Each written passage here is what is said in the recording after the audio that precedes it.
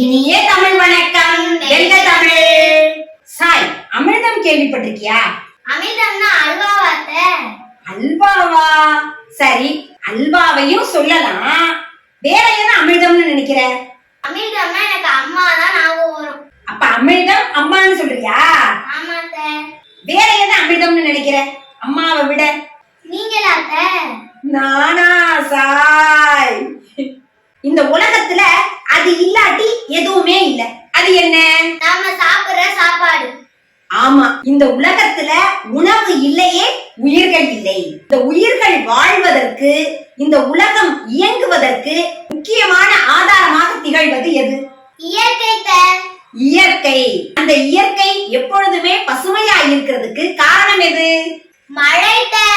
சரியா சொன்ன சாய். மழை. மழை இல்லையே இவ்வுலகில் உயிர்கள் இல்லை, உலகமே இல்லை அப்படின்னு சொல்லலாம். அப்படிப்பட்ட மழைதான் இந்த உலகத்திற்கு அமிர்தத்தை போன்றது. இந்த உலகை வாழ வைக்கும் அமிர்தம் மழை.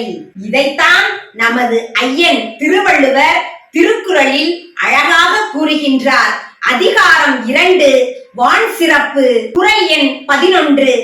வானின்று உலகம் வழங்கி வருதலால் தான் அமிர்தம் என்றுணரப் பாற்று.